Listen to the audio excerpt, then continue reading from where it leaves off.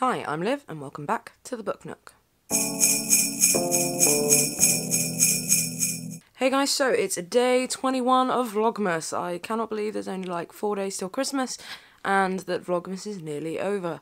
I tell you, there have been a few days in this last week where I have contemplated giving up, but I'm so close, so not gonna happen. So last night was Cosy reading night.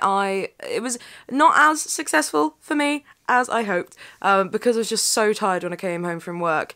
I ended up starting late because I was late leaving work and late eating, so I ended up starting late, and then I got too cozy and fell asleep, and yeah, so I stayed up a bit later and read a bit more. I think this chair is just too cozy and too comfy.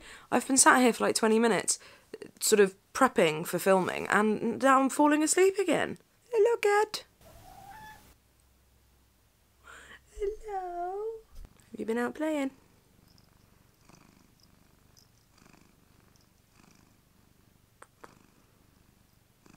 It's you. It's you. He's been outside and he smells so nice. Yes, you do. Yes, you do. Gomez let me have a whole 12 minutes of a lion this morning. He's been taking to waking me up at 5:30, and I thought we'd figured out it was the washing machine that was waking him up. But there was no washing machine on time to start this morning, and he woke me up at 5:42. So thanks for the lion, Gomez. And yes, I am wearing another Christmassy t-shirt. This time it is candy canes. So I will insert here a little bit of the vlog that I took throughout Cosy Reading Night. Okay, so it's about 7:05 and I'm actually starting Cosy Reading Night a bit late. Bloody hell. Okay, so I've got a Christmas fireplace going on YouTube, but it's a bit vicious at times. Like, chill out. Might have to rethink this. So yeah, I'm starting a bit late because I just had such a day at work that I came home and... Okay, I'm going to turn this down. This is mad. That's less of a crackling fireplace and more of a snapping fireplace. So yeah, I had such a kind of mad, stressy, tense day at work today that I just came home and needed a bit of a bitch about it all. So yeah, started a bit late, had my nice beef stew. Now what I have got is I have got a coffee. Sorry about the mess over there, let's just ignore that. Coffee and some snacks, and I've got me tutti frutti kugler thingies, spiced biscuits, and a variety of Lebkuchen. So I'm starting with the latte because, yeah, I'm too tired and I stand no chance of staying awake for this whole thing if I don't start with a coffee. I've also got the candle on the go. Candle's going. Nice and iced berry. So that is the rest of the TBR.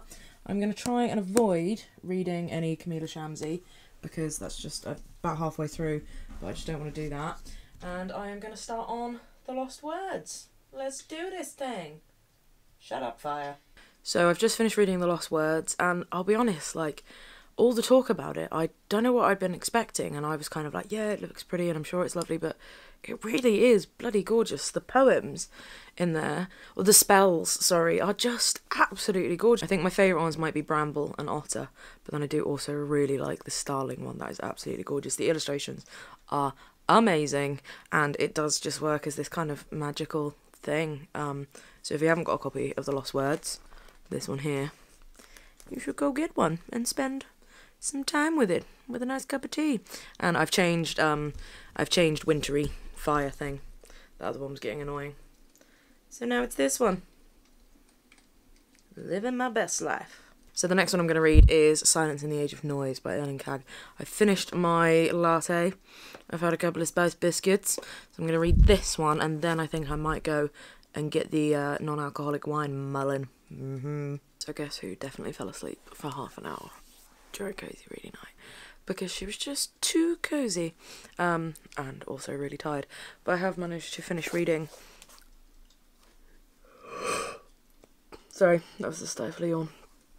Silence in the Age of Noise. It was really, really good, really interesting, but quite a lot more philosophical than I was expecting, and probably too tired to read it properly and properly engage with it. But really, really good look at sort of silence and the importance of silence and understanding silence and how we can actually find it even in busy lives. And yeah, some really, really interesting insights in that.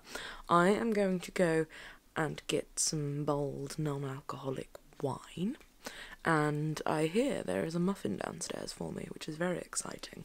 So I'm going to go and get that, and then I think I'm going to read Wild Gods, Malena Englund. So yes, so I've mulled myself some fruit punch, and I put some apples in it, which means I now have bonus slices of stewed apple. Oh, warm, warm. So yeah, this is what's going to be happening for the next little bit of cozy reading night. I think because I fell asleep, I'm probably just going to carry on through till 11. Yay! So I finished Malena Englund's The Wild Gods poetry collection, and there's some really beautiful imagery in there. Like, it's quite, it is quite dark, and you know, there was sort of hints on the back that it would be sort of quite Nordic, and sort of looking at the old gods and things. But there's a lot of bird imagery in there as well, as you probably would expect from a cover that has bird feathers on it, and it's absolutely beautiful. And I think one of my favourite lines is in a poem called Jacob. I want to tell you about what happens between darkness and dawn's pale talent for shadows. Dawn's pale talent for shadows. Oofed, that's good. So I've decided that I am going to read for a little bit longer, just keep cozy reading night going, but instead of starting The Iron Age by Arja Kajermo, I'm actually going to see if I can finish Camilla Shamsi's Home Fire, because I'm only just under halfway through it. I just raced through it the other night when I sat in bed and read it, so I think I might just see if I can finish that one tonight. That'd be nice. And then tomorrow, the day this will go up, I will probably spend some time reading The Iron Age. So I haven't read any Kang, and I haven't read any Knausgård. But that's okay. That's fine.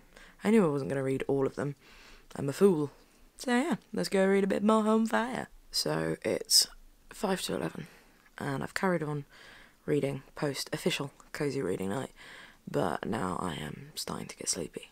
So I'm going to decamp from the chair to bed via the shower, I think. So yeah, it's been a fun cozy reading night. Finished 3 books, and not too far off of this one, so by the time this video goes up, I would have finished this one, which I think, let's have a little look. What would that take me up to in terms of books read in the year? Ooh, see, cozy reading night is the way to do it.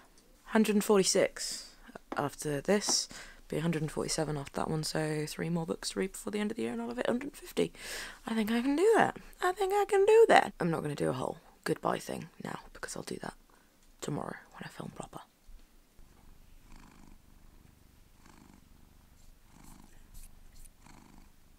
It's you. It's you. It's you.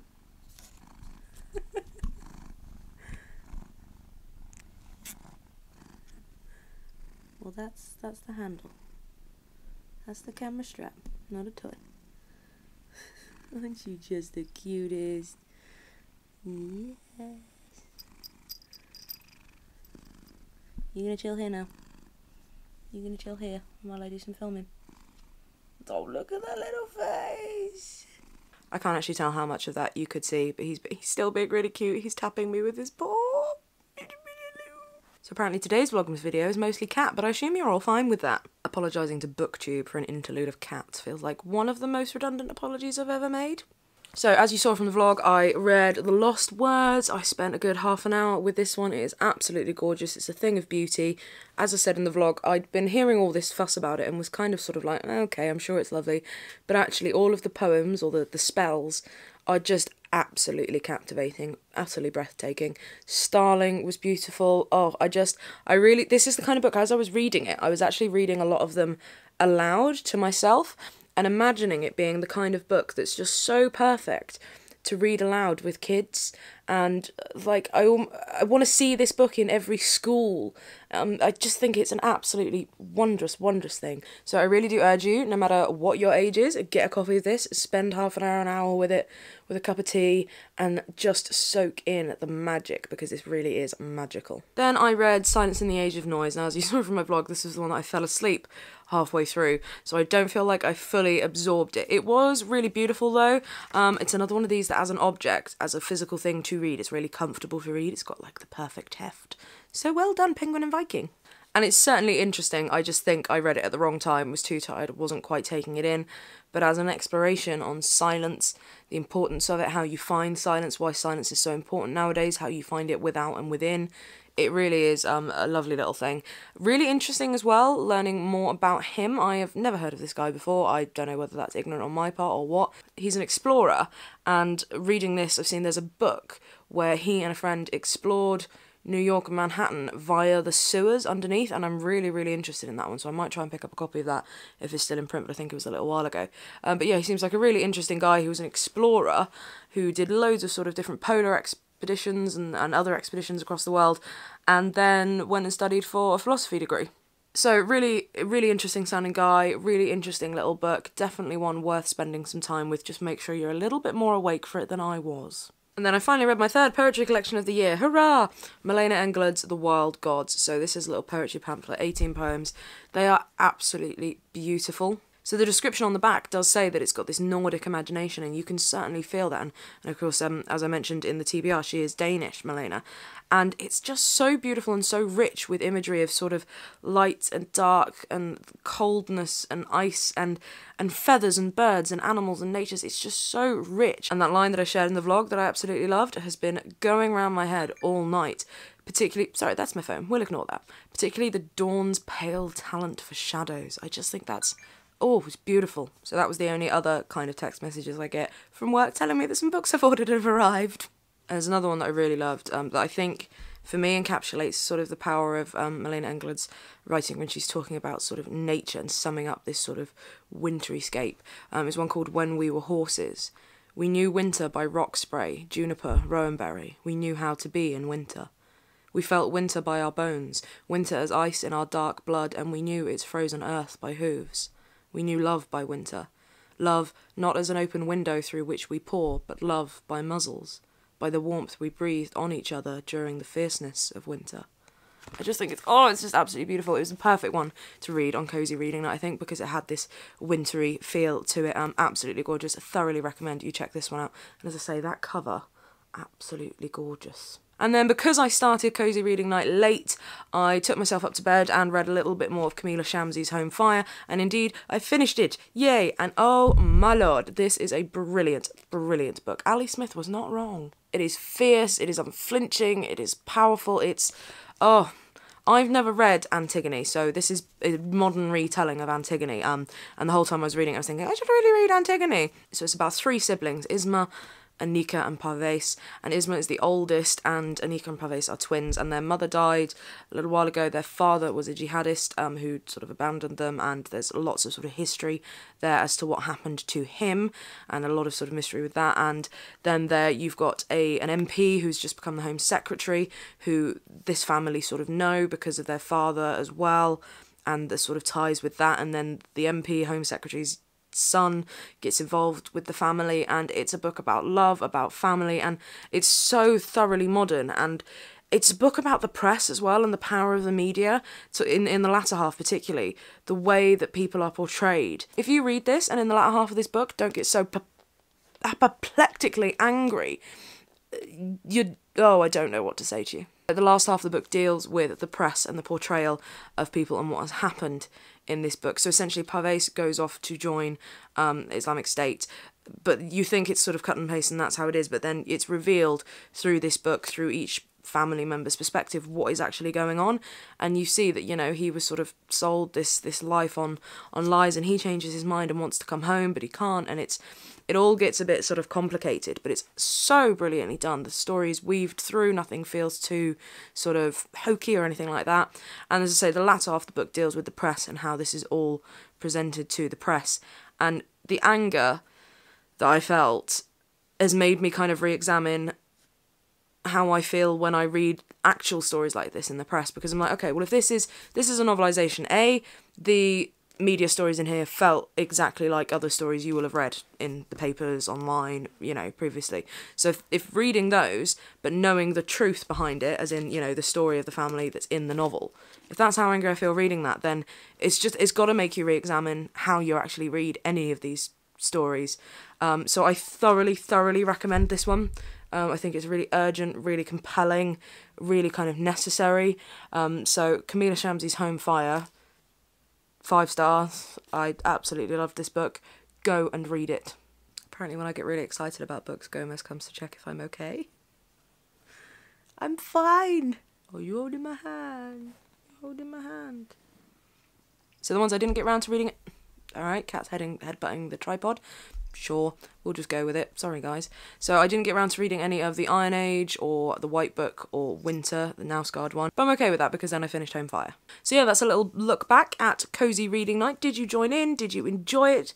Did you fall asleep like me? And what did you read? Have a little chat with me down in the below bit. What I've decided I'm going to do is tomorrow's video is going to be my books of the second half of 2017, so July to December. And then in the week between Christmas and New Year, I'm going to do my books of 2017. Now, what I'm going to do is I've decided I am going to do it like a little mini Oscars for books. So I'm going to have some categories and then the winners. I'm not going to do like shortlists and stuff like that because otherwise that will be like as long as an actual Oscars ceremony, but without the song and dance. So yeah, I'm going to do a little mini Book Nook Oscars. I'll try and think of a more entertaining name than that for in between Christmas and New Year. So yeah, tomorrow will be books of the second half of the year. In between Christmas and New Year will be my books of the year, and I will also do a video on my plans for reading in 2018. So thanks very much for watching. As usual, have a little chat with me in the comments below about Cozy Reading Night and what you read or didn't read. And yeah, have a little chat with me and you shall see me tomorrow.